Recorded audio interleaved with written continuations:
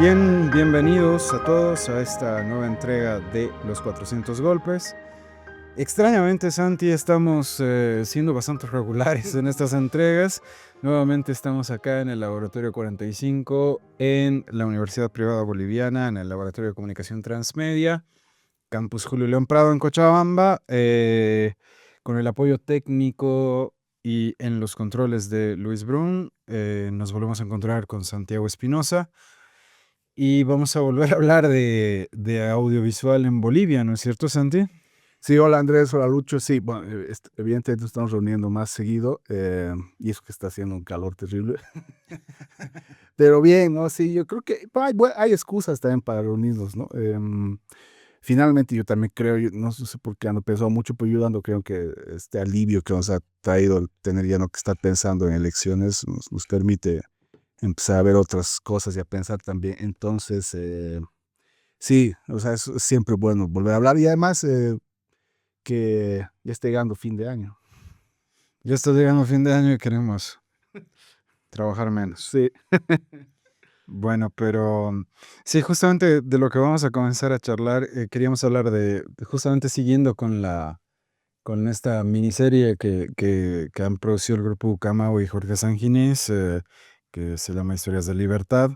La última entrega que han hecho es una entrega dirigida por uno de los directores importantes de la historia del cine boliviano, que es Pablo Gazzi, conocido por quizás una de las películas más populares de la historia de nuestro cine, que es Mi Socio, ¿no?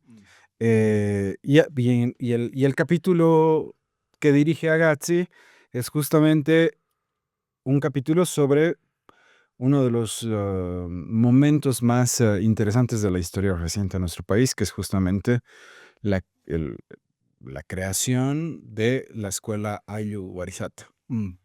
Sí, sabíamos, bueno, en la anterior vez que hablamos de esta miniserie documental, como que tres de cinco, si no me equivoco, episodios, y que se puede ver en Bolivia TV, ¿no? Se ha estrenado un fin de semana y durante un par de fines de semana se exhibe en las noches, ¿no? Para quienes les interesa, porque no creo que llegue a cines, por lo menos, no por lo pronto. Entonces hablábamos de que esta era una de las entregas como más esperadas, porque se trata además de un proyecto que había estado guardando y en el que estaba trabajando mucho tiempo Agassi, ¿no? Se sabía hace algunos años que era un proyecto de largo, de ficción obviamente, pero basado en estos personajes y estos hechos históricos. Y que, bueno, hasta donde sabemos, de alguna manera ha sido recuperado, porque ese proyecto no sabemos muy bien por qué de alguna manera naufragó, ¿no? Naufragó y no se pudo concretar, por lo menos hasta ahora, este largo sobre Warisata, que como bien decía Andrés, es yo creo, uno de los episodios más importantes, más emotivos y más admirables de la historia educativa, cultural boliviana, ¿no? Sobre todo del siglo XX. Bueno, la actual ley todavía anda hasta, a menos que la abroguen pronto, todavía se llama Elizardo Pérez Avelino Ciñani.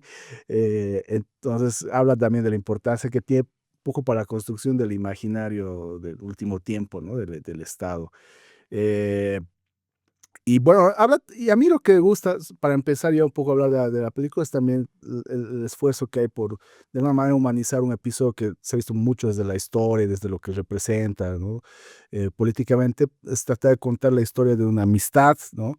Y un proyecto compartido entre dos bolivianos de orígenes muy distintos, pero que convergen, digamos, en un horizonte común, ¿no? Que es una especie de, de emancipación del mundo, sobre todo rural, Mm. no solo andino, pero sobre todo el mundo rural boliviano a través de la educación, ¿no?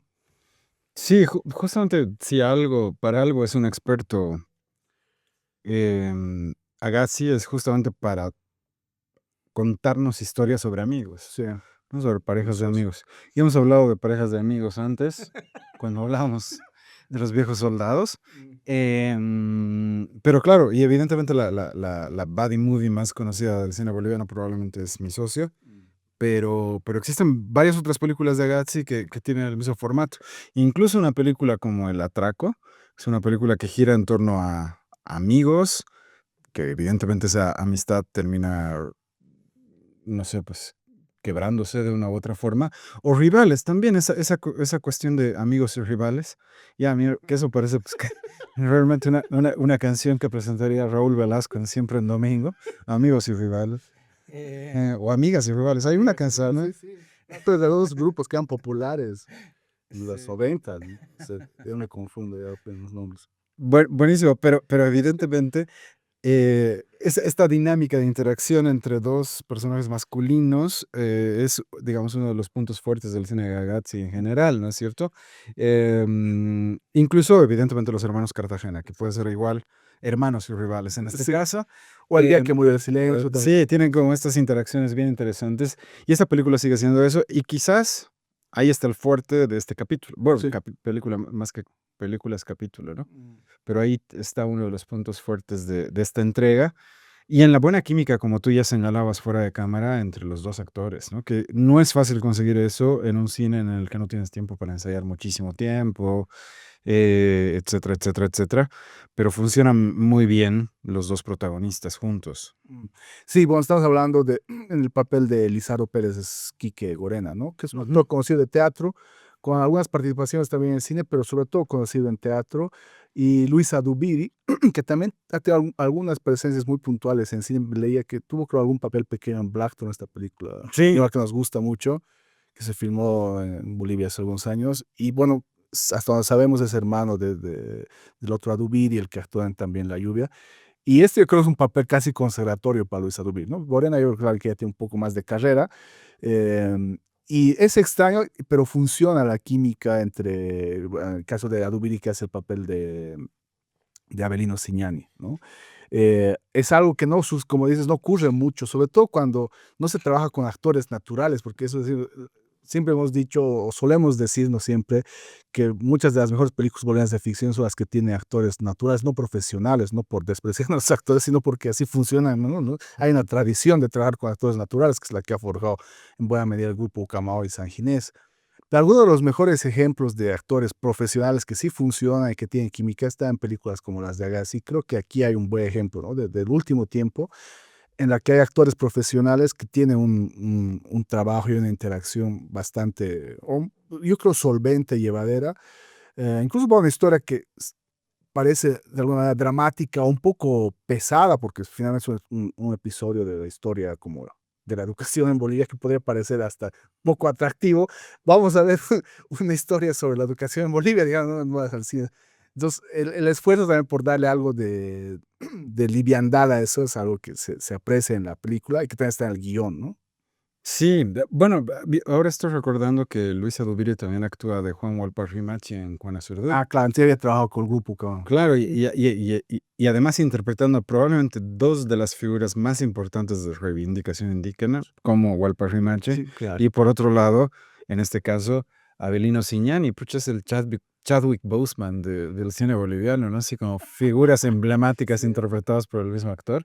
Mm. Eh, no, no, no, es que hago la mención a Chadwick Boseman, que como mucha gente debe saber era el actor que interpretaba a Pantera Negra, Ujú. pero también interpretó muchas figuras emblemáticas de la reivindicación racial afroamericana. Sí, Pantera Negra, por supuesto, pero también a Jackie Robinson, ¿no? El primer beisbolista afroamericano en jugar en la liga profesional y algunos otros más.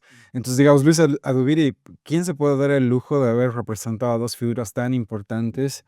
De la reivindicación, en el caso de Walparrimachi, digamos, la reivindicación sobre todo que hace Jesús Lara de él, de todo su rol como poeta, y evidentemente Avelino Signani como esta figura fundamental de este, como bien decía el Santi, de este momento emancipatorio que fue Warisata, y que para autores como Gamaliel Churata fue el momento más brillante de América Latina, uno de los momentos más brillantes de América Latina, ¿no?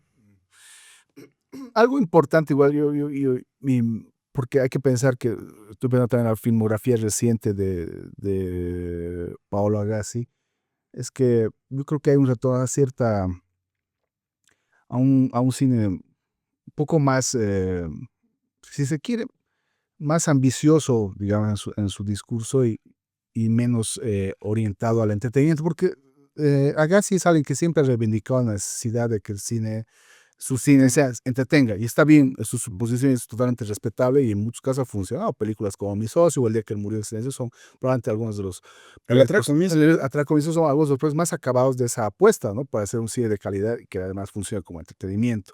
Pero digamos, en las últimas películas suyas yo había visto una concesión demasiado exagerada al entretenimiento, un poco facilón, por decir como Mi Socio 2.0, esta secuela yo creo innecesaria de Mi Socio, que había renunciado a hacer un cine de más calidad también dramática y narrativa, e incluso discursiva, como sí creo que hay en Warisata. Warisata yo creo que toca un episodio importantísimo, como dices, de nuestra historia política, cultural, y sin renunciar a la pretensión de ser un producto, si se quiere, de entretenimiento. Yo creo que, por ejemplo, la apuesta musical, que a ratos puede ser un poco excesiva, sí tiene esta, esta esta mentalidad en la que todavía se reivindica la necesidad de hacer un cine que entretenga, ¿no? Sobre todo ten en cuenta, evidentemente, que la historia, de buenas a primeras, a menos que sea para entendidos en historia social o historia Mm. política de Bolivia, puede ser un episodio relativamente todavía desconocido. No sé hasta qué punto se enseñan en las escuelas a estas alturas. Yo, por ejemplo, a mí no me enseñaron en la escuela quién era Lizardo Pérez, menos Avelino Cignani, y eso que la ley educativa sí tiene ese nombre, pero no sé actualmente si eso se ha llegado a cubrir en la universidad, no sé si se enseña. Estamos hablando de instituciones que se ocupan de la educación, entonces me parece que además como documento sobre un episodio y unos personajes tan fundamentales puede ser importantísimo. De hecho vi, creo que al día siguiente después de la emisión del estreno de Guarizato, un agradecimiento desde el Ministerio de Educación, algo así, por haber de alguna manera recuperado un capítulo tan importante de la historia que probablemente la educación más formal no ha abordado, no ha visibilizado de la mejor manera, ¿no? Sí, no, o sea, la historia es buenísima. Yo tenía miedo que termine siendo algo así como proto Jaime Escalante o algo así. Es esa típica película educativa en la que llega el hombre blanco a educar a los negros o a los latinos o a los criminales o qué sé yo, y hacerlos gente, digamos. Tenía mucho miedo que vaya hacia eso, digamos, o sea, como una figura mesiánica. Lo rico de la peli es que realmente sí, Elizardo Pérez se lo presenta como una figura importante. Sin embargo, es un trabajo de toda la comunidad, la construcción de Warisat. Ahora bien, la hemos pasado bien viéndola porque además es una película en la que gira mucho en torno a la amistad. Sin embargo, igual nosotros a veces nos quejamos que las pelis pueden ser excesivamente didácticas. Ujú, Quizás justamente en esta peli lo que nos ha faltado ujú. ha sido esos puntos que Didactismo. el didactismo, no, no sé de didactismo, pero Sí. que contextualicen más la obra, Ujú. porque obviamente la gente que no sabe lo que es Warisata em, se va a quedar un poco perdida en torno a algunos aspectos importantes de la obra y alguna gente que no conozca a los personajes que aparecen ahí, tampoco menos, o sea, se van a quedar con menos. O sea, yo, por ejemplo, como aparece Carlos Salazar Mostajo, que va a ser una figura importante, no solo para Guariceta en sí mismo, sino también para la preservación de su legado, porque es en los libros de Carlos Salazar Mostajo y en sus textos que se ha conocido mucho sobre Guarizata, y en su obra, en sus murales, Ujú. en su mural famoso además, es donde realmente nos hemos podido familiarizar de ese legado. Y en la película casi no se lo presenta, ¿no? Es casi como, Carlitos. claro, Scarlito se convierte como en un personaje casi anecdótico, Sí.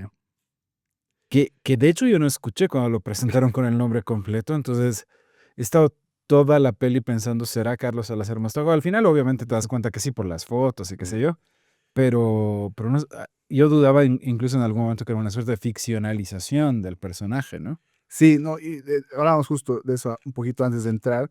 Sí, yo creo que le hace falta contexto. Es difícil también introducir. Hay que también reconocer que eh, finalmente un episodio de una hora, que es más o menos el promedio de lo que dura bueno, ficciones históricas, tratar de abarcar todo lo que se puede decir seguramente. De todas maneras, este episodio se centra, digamos, en esos años y con muchas elipses, hay que decirlo, sobre todo al principio tiene una serie de elipsis, saltos de tiempo, a veces drásticos, pero bueno, que se entienden por las limitaciones de tiempo, digamos, del episodio. Pero sí hace falta un contexto, sobre todo porque se entiende que hay como una batalla, como como un proyecto, digamos, común entre Lizardo Pérez, Avenida Siñani y la comunidad de Guarizata y los ayllus alrededor, ¿no? Incluso la figura, no me acuerdo el nombre que le dan, la figura de los líderes de los ayllus, tiene un nombrecito especial que se me ha ido ahorita. Ah, sí, sí, sí, Ya, sí. Fiula, no sé, pero es como una reunión. El parlamento, Claro, una suerte de parlamento. Eso está muy bien tratado, ¿no? O sea, el contexto interno además de las lógicas, digamos, andinas de organización de diálogo y de resolución política, está muy bien tratado, pero lo que está menos más bien tratado es como el fuera de campo de eso, vale decir, el mundo oficial de Bolivia, digamos, ¿no? O sea, la realidad contra la que están peleando, porque se entiende, y eso lo dicen, que están peleando contra la burocracia estatal, contra los envidiosos, contra las personas que no quieren que prospere el proyecto de Guarizata y no se entiende bien por qué, si solo por racismo, si es envidia, Mm. ¿no? Entonces ahí me hace falta, a mí como espectador y sin ser experto también en ese periodo histórico y en la historia de Guarizata y Eduardo Pérez, algunos elementos que me puedan ilustrar de mejor manera cuáles eran exactamente las amenazas y de dónde venía y hasta dónde llegaron, porque al final se sabe evidentemente que tuvieron un desenlace no del todo afortunado para el proyecto, pero a mí me falta un poco más de ese contexto real, o sea, ¿qué está viviendo? Se entiende que, bueno, por ejemplo, Carlitos Salazar vuelve de la guerra del Chaco, ¿no? Y, por ejemplo, ese es un contexto que está más claro, digamos.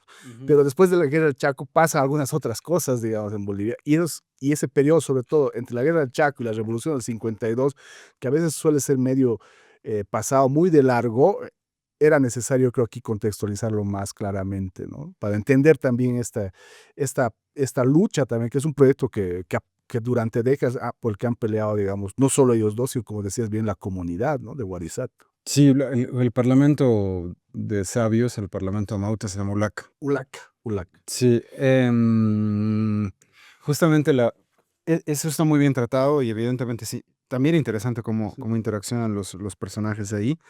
Sin embargo, claro, a veces se descuida un elemento que es bien importante de Guarizata y es que fue un faro continental. sí, Y gente como Gamaliel Churata, y existen cartas de Gamaliel Churata, que es, como bien sabemos, uno de estos escritores esenciales de la literatura latinoamericana y peruana concretamente. Van a haber cartas en las que él reconozca que es el faro del indigenismo en América Latina. Y justamente fuera de cámaras y hablábamos un poquito de algo que se pasa, o sea, que ni se menciona, y es que el último gran pabellón que no se concluye es el pabellón México, que tiene financiamiento de Lázaro Cárdenas, que no se lo concluye por falta de financiamiento del Estado, pero es importante ver cómo, o sea, si Lázaro Cárdenas, un presidente muy importante además por el desarrollo del muralismo en México, está colaborando con Guarizata, no es pues que esté, o sea, además más en ese tiempo, con un tiempo tan poco mediático, te están hablando realmente de un proyecto que no tuvo un impacto, o sea, no más suyos, sí. ¿no? O sea, era un proyecto del que estaba hablando la inteligencia continental. Y eso no me parece, o sea, me parece que por centrarse en la historia de amigos, a veces se desperdicia la posibilidad de contar la historia épica.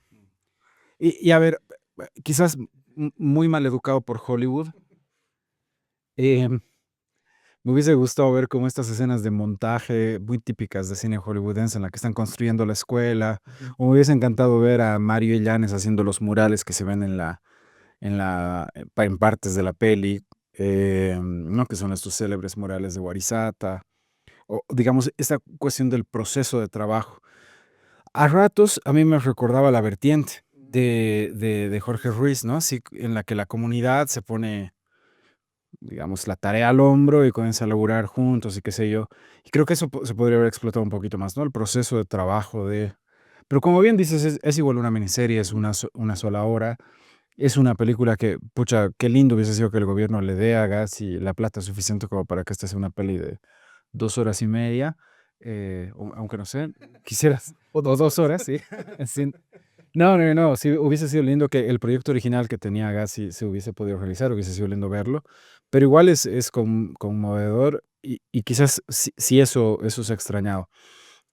Tal vez no era necesario contarlo, tal vez es importante contar que ese fue el proyecto de un inspector de educación formado en la tradición más tradicional occidental, que se despierta ante una realidad al conocer a Avelino Signani y proponen un modelo educativo en el que no solamente em, colaboran, sino que escuchan mucho a los amautas, ¿no? Que eso es como un punto importante. De hecho, yo hubiese querido ver más clases, o no sé, o sea, como, pero igual, igual como bien decimos, sin duda es una película muy disfrutable, o sea, es un capítulo muy disfrutable, y sobre todo se pasa muy rápido, y creo que es el más logrado de los tres que se han estrenado hasta ahora, ¿no? Sí, no, es verdad, yo creo que hay que, de alguna manera, si alguien lo quedó, yo creo que vale la pena recomendarlo. Ojalá pueda también como circular más abiertamente en los sistemas educativos. Como dices, hubiera sido una buena manera de este gobierno que se va y del régimen que se va a tratar de dar un impulso más a uno, finalmente, una de las figuras, si no las figuras más importantes de la educación para el imaginario político del, digamos, del Estado plurinacional o del proceso de cambio, hubiera sido importante. Yo creo que un proyecto de esta naturaleza podría ser más que todos los textos o incluso que el nombre de la ley educativa actual. Yo creo que ahí haya fracasado, digamos, haya fallado un poco la gestión pública, ¿no? Esto ha sido probablemente más mérito de la perseverancia de Agassi para hacer para convertir un largo en un episodio de una serie y bueno, de la confianza de Ucamao de San Ginés para permitirle trabajar, que es un episodio fundamental porque, si no me equivoco, creo que Insurgentes también se lo menciona, ¿no? O hay alguna parte en la que aparece Avelino Signani, no estoy seguro, la verdad ya me confundí un poco con los El personajes de... universo Sí, cinematográfico de San Gil. sí, sí, con el multiverso. O sea, pero no, pero claro, yo creo que era un episodio, unos personajes a los que se les debía una película, y por lo menos yo creo que eso es un homenaje, si no suficiente, por lo menos bastante digno, yo creo. Ojalá realmente haya la chance de que circule más, que no pase de un par de emisiones en el canal estatal. Yo creo que la gesta, realmente el episodio que involucra a Avelino Signani, Elizabeth Pérez y la comunidad, como bien dices, es importantísimo. Hay una parte del episodio que a mí me parece una de las más conmovedoras, que me parece muy ilustrativa del espíritu también del proyecto, que es cuando la comunidad de Guarizata dice que para poder construir una normal grande como la que quieren, tienen que aprender más, ¿no? Tienen que aprender más sobre albañilería y otras disciplinas propias, ¿no? Y entonces dice, ¿qué van a hacer? Podemos traer gente de allá, pero no, dices, no, queremos ir a la ciudad y aprender porque somos buenos para aprender y vamos a unos cuantos meses y volvemos y hacemos. Esos son los episodios más conmovedores, ¿no? Se van y claro, Elizardo Pérez duda de que vayan a volver, ¿no? No van, no, los despide como si estuvieran yendo a la guerra y nunca más van a volver. Y claro, cuando vuelven, los recibe emocionado y sorprendido, porque sí vuelven, ¿no? Esa es la famosa vuelta del indio a la comunidad. Y claro, vuelven para terminar de construir y hacer el proyecto más grande incluso de lo que se imaginaba el propio Lizardo Pérez, ¿no? Eso es algo que me gusta mucho de este episodio y del espíritu, digamos, colectivo que supuso, digamos, un proyecto de esta magnitud, porque no se resume, digamos, a una idea de dos loquitos de Lizardo Pérez y Avelino Sinani, sino a la complicidad y al involucramiento y a la propia legitimación de la comunidad y de sus autoridades, ¿no? La famosa Lulaca, digamos, ¿no? Ujú. Sí, no, justamente ese gesto es interesante porque, digamos, en el cine boliviano el indio que vuelve maleado. Sí, claro. En cambio, acá vuelve preparado para contribuir a su comunidad, digamos, ¿no? Y eso es evidentemente muy poderoso. Tiene momentos muy conmovedores, sin lugar a dudas. Ahora bien, estamos hablando que también que es una película que logra, digamos, estos momentos en los que la cotidianidad brilla y que no siempre es como muy solemne, que rompe un poco con el tenor de los dos capítulos anteriores que tienen un poco este tenor muy solemne, incluso en los momentos más íntimos. Am, Sin embargo, y yo ya te lo decía, y ahí está la mano de nuestro amigo Juan Pablo Piñeiro, el guionista, en el que a veces, claro, se introducen como momentos que buscan eh, funcionar como recursos humorísticos, pero que a mí a veces me sobran, digamos, Mm. ¿no? Sí, no todos funcionan. Evidentemente, sobre todo al principio y hasta hay una como un, los esfuerzos de, hasta que vayan a hacer, hasta en qué medida se basan en la personalidad de ambos, pero los esfuerzos de Elizardo Pérez por romper la seriedad, un poco la ceremoniosidad, digamos, y la desconfianza, sobre todo, de Avenida Sellani, le iba a hacer unos ejercicios extraños de humor oscuro que entonces sabes muy bien hasta qué punto podrían funcionar, que no le funciona a ratos ni al propio Avelino Signani, ¿no? Obviamente son apuestas del guión, ¿no? Que pueden funcionar o no, pero que sí apunta, digamos, a tratar de solemnizar, es cierto, la relación, ¿no? Y evitar de que sea un texto más de manual, digamos, ¿no? Ujú. Central es la historia de un inspector del Ministerio de Educación y un maestro rural que juntos fundan la primera normal indigenista no sé qué, de América, qué sé, ¿no? Entonces, hay ese esfuerzo. Pero bueno, habría que preguntarse si no hubiera sido bueno tal vez equilibrar algunos de esos recursos, no quitarlos con precisamente este esfuerzo por aportarle un poquito más de contexto, ¿no? Creo que si en algún momento hay chance de hacerlo, de convertirlo en largo, que sé que me parece que valdría la pena, Mm. podría ser un esfuerzo interesante hacerlo, ¿no? Al final hay, como siempre en estos casos, unos textos largos, digamos, para cerrar y contextualizar, ¿no? Pasó con los personajes. Pasó con los personajes, ¿no? Y claro, para muchos puede ser sorprendente, porque Abril Señane murió antes, mucho antes que Gerardo Pérez, pero sí haría falta también a veces en saber no solo qué ha pasado con él, sino qué ha pasado con este país, digamos. Que a veces creemos que sabemos qué pasó con este país, pero no necesariamente. Eso me falta a mí, digamos. Tratar de insertar mejor a esta historia en la historia general, digamos, y a veces también medio oscurecida del país, ¿no? Sobre todo para la historia que estamos viendo ahora, ¿no? Eh, Restará ver si en los siguientes años una película de esta naturaleza eh, sea tan bien recibida como en otros tiempos, seguro, ¿no? Ese es otro tema que ya nos tocará conversar más adelante. Sí, bueno, de todas formas, como toda película tiene sus luces y sombras, concretamente a mí igual me gustaría señalar que no es el primer homenaje o el primer reconocimiento de Orizata en el cine boliviano. Hay un documental de hace ya varios años que se llama El comienzo fue en Orizata, que es un documental del 2009 seguramente, 2010, de un director español o vasco, si no me equivoco, que es David Busto, que es un documental sumamente interesante, es un documental que un poco intenta justificar la articulación de los movimientos indígenas a partir de Warisata. Warisata como una suerte de epicentro de la historia de emancipación, de reivindicación cultural aymara y nacional, y evidentemente como una suerte de momento del Big Bang. El documental es muy, muy bello, tiene momentos muy, muy conmovedores.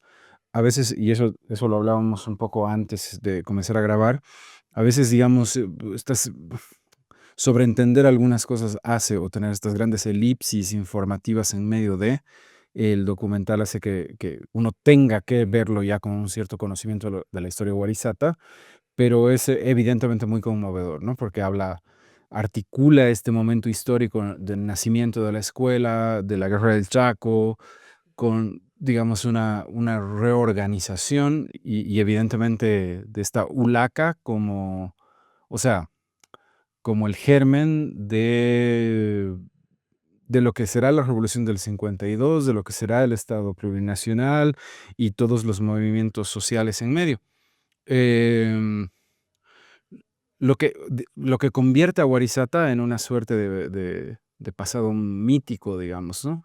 Que es bien interesante también, ¿no? Y ese documental creo que hay que rescatarlo y habría que verlo más. O sea, si me lo preguntaran a mí, Bolivia TV lo que debería hacer es pasar todo este material audiovisual en loop, eh, en lugar de muchas de las cosas que muestran.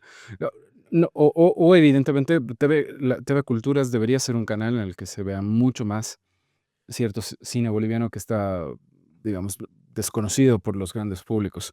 Pero El comienzo fue un Guarizata, es una pieza que hay que rescatar y hay que volver a ver y sería genial que se vuelva a distribuir en Bolivia, ¿no? Que no, desde su estreno no se ha vuelto a ver por acá, ¿no? Mm.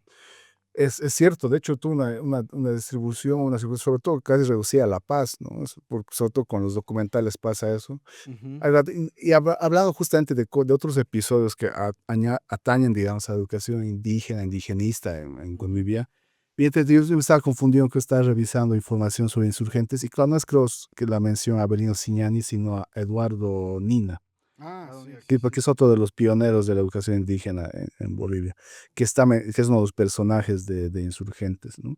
Em, pero es cierto, o sea, no sé si en nuestro cine hay porque el cine es un género casi el cine sobre profesores, educación, ¿no? Ah, claro. Fuera de, o sea, es todo un género el cine sobre grandes profesores que liberan a sus estudiantes. Y generalmente es como bastante racista, pues. Sí, sí, sí, sí. Salvo algunos casos extraños, como me acuerdo uno interesante que era un francés de cosas en la clase de Laurent. Sí, sí, sí, sí, sí, Sí, sí, claro. ahora más bien de la. Es un documental, ¿no? Es una suerte de documental así dramatizado, impresionante. Ajá. Pero claro, en el cine boliviano no me acuerdo mucho más sobre películas sobre educación, digamos, no sé, sobre educación. El de Jaime Escalante es una película gringa, digamos, ¿no? O sea, Ujú. con Edward James Olmos, no me acuerdo. Y claro, está tratando de hacer memoria, pero Bueno, que a ti te gusta el mito Jaime Escalante, ¿no? a mí sí, digamos, me simpatiza, digamos.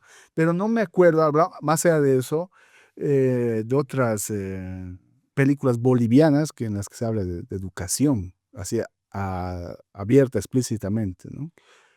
No, pero hay que pensar que en varias de las películas de San Ginés el Claro, rol del maestro rural es importante. claro, que era más Eh, político incluso, ¿no? O sea, el magisterio, pero igual que los mineros, a veces eran más identificados por su rol político que por su papel más, qué sé yo, técnico, digamos. claro, de hecho, en La Nación Clandestina, el hermano Sebastián Es maestro. es maestro. Y estoy casi seguro que el actor que hace del hermano de Sebastián en La Nación actúa en esta peli. Habría que comprobarlo. Es probable. Pero he tenido la corazonada, pero no, ahorita no tengo el dato.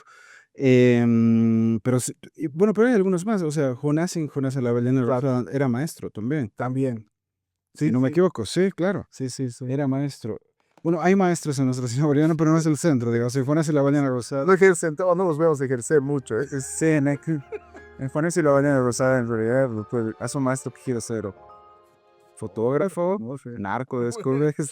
Pero bueno, sí, no hay una reflexión tan importante sobre eso. Ujú. Em, sin embargo, digamos, sí hay esta idea del maestro como actor político en el cine sanginés, como ya lo habíamos dicho, y evidentemente en el cine de Ruiz, ¿no? O sea, la vertiente Claro, la pone a verdad. la maestra en el centro. Yo creo que es la otra gran película sobre la educación, porque además, como con Guarizata, igual es la importancia de que la educación salga del aula, digamos, ¿no? O sea, que pasa una verdad de perogrullo, digamos, a esas alturas de que la educación no se restringe, o es incluso todo lo que no pasa en el aula. Pero claro, en esos tiempos no era tan así, ¿no? O sea, que la educación básicamente era lo que ocurría en el aula, y claro, la vertiente habla precisamente de eso, de cómo la educación puede llegar a ser un factor importante para el desarrollo de la comunidad, ¿no? No para la formación en determinadas cosas de los niños, ¿no? Y Ujú. aquí esto yo creo que es algo que se recupera, porque a veces, es cierto, dices, nos falta a ratos ver mucho más de las clases. No es que queramos ver más sesiones en aula, que no es lo importante, sino las formas en las que ocurría la educación, ¿no? Y hay uno de los pasajes más bonitos también de la película, es precisamente cuando los va a llevar a hacer, uno dice, vamos a hacer actividad física, y uno está pensando que van a hacer, a pasar educación física, y en realidad Ujú. va a sembrar, que es la actividad física que era parte de la filosofía, digamos, educativa, ¿no? Del proyecto de Lizardo Pérez. Enseñarles cosas que les van a servir. Claro, y que supongan también actividad física, que no solo sea intelectual, Ujú, ¿no? Que supongan, además, porque lo físico también es una forma de comprometerse con la comunidad, ¿no? ujú. Poner la mano, digamos, poner el hombro o todo el cuerpo, ¿no? Sí. No, sí, es una linda experiencia, habría que verla. Y nuevamente, habría que pensar cómo más se la va a distribuir, cómo más la van a ver. Es un capítulo que vale la pena recordar y conocer más de nuestra historia. Em, es igual una pena que nos... Igual creo que hubiese sido interesante ver cómo muchos intelectuales bolivianos pucha, van a Guarizata a conocer la experiencia, a contribuir en la experiencia. A mí me hubiese encantado ver a Tristán Marov en la película. ¿Quién hubiese podido interpretar a Tristán Marov, Santi? No lo sé, Gustavo Navarro, un tipo tan incendiario Pero su como creencia interesante, ¿no? mínimamente. Bueno, Gonzalo Callejas, no me acuerdo de otros actores, es que está en todos los episodios de Historias de Libertad. Gonzalo Callejas podría haberlo conseguido un papel de Stan Maroff. con IA. No, sí, y sobre todo vale la pena porque genera expectativa de cara a los últimos episodios también, quedan dos, ojalá que no se interrumpa la emisión, eso es algo que queremos, vienen dos episodios, que sabemos uno es de Martín Bulog y el otro es, si no me equivoco, de Iván Van Sanguinetti. Sanguinés. Ojalá no se interrumpa la emisión de estos episodios, es bueno que circule y que además haya también otros formatos De de distribución. distribución de estos trabajos, que yo creo que se han hecho en el marco del Bicentenario con plata estatal, con más razón deberían circular y ojalá que la coyuntura política no se olvide de la existencia de este tipo de contenidos para, para priorizar otro tipo de cosas, ¿no? Sí, ojalá que se vean más este tipo de pelis y evidentemente ojalá, ahora que aprovechamos de rescatar este capítulo de Guarizata, rescatar pelis como el docu de David Bustos, que realmente vale la pena. Hay mucho que descubrir o redescubrir del cine boliviano y bueno, esperemos que estas charlas informales que tenemos sirvan para eso también. ¿Sabes qué me ha hecho recuerdo ahorita hablado de educación, de una cosa, del primer trabajo conocido, medio del Miguel Hidari, el Corral y el Viento? Hay unos episodios sobre educación rural también. Ah, sí, sí, Mm, sí, sí, sin duda, Sí, claro, y trata mucho eso. sí, O sea, el título de la película hace referencia evidentemente a un episodio escolar. ujú. Pero bueno, y en ese caso, pensemos también igual en Puerto Escondido de la Gaby, o sea, hablan mucho Sí, sobre la educación cívica, digamos, ¿no? Y exactamente. el imaginario de la educación cívica. Bueno, en realidad hay más pelis sobre la educación de las Sí, que habíamos sospechado. recién nos estamos acordando. Pero sí, no, evidentemente.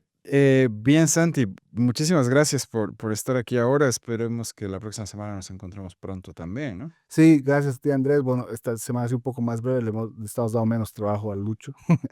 Queríamos hablar de algo más, pero yo creo que vale la pena dejarlo aquí. Se vienen estrenos, hay algunas cosas que van a empezar a llegar a cines, pero también a series, ¿no? Seguramente vamos a tener cosas que elegir.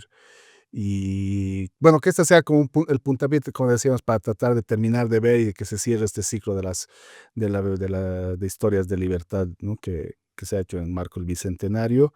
Y ojalá que los capítulos siguientes sean tan buenos o mejores que este, evidentemente, y ojalá que se puedan circular mejor, ¿no? Porque yo creo que, evidentemente, hemos dicho, la circulación por televisión estatal es muy deficiente, ¿no? Ahora mismo. Sí, creo que salvo nosotros Sí.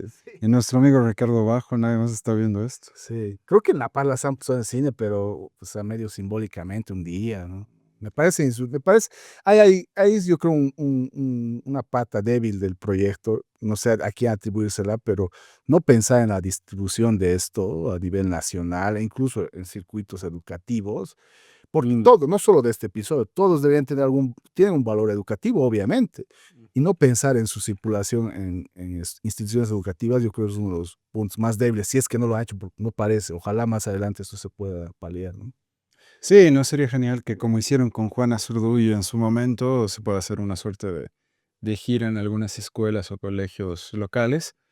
Quizás para no plantear esto como la versión oficial de ciertos eventos históricos, pero sí como, digamos, los posibilitadores de un debate sobre nuestra historia. Mm. Sí, no, que no sea como en algún momento se creía que era Insurgencia, que era una especie de antiversión oficial de la historia, sino pero sí, por lo menos la recuperación de unos episodios de los que a veces se habla demasiado, pues se conoce realmente poco, ¿no? ¿Cuánta gente que habla de Elizardo Pérez, de Abreu Señane, que seguramente, como nosotros mismos decíamos, estamos conociendo pormenores realmente valiosos de esa experiencia educativa y cultural, ¿no? Genial. Buenísimo, Santi. Agradecerle a Lucho Bruna acá en los controles eh, por su, por su siempre presta ayuda y evidentemente por todo lo que nos ofrece en este programa. A ti y acá desde el Laboratorio de Comunicación Transmedia en el Laboratorio 45 en el Campus Julio León Prado. Nos despedimos. Muchísimas gracias y hasta pronto.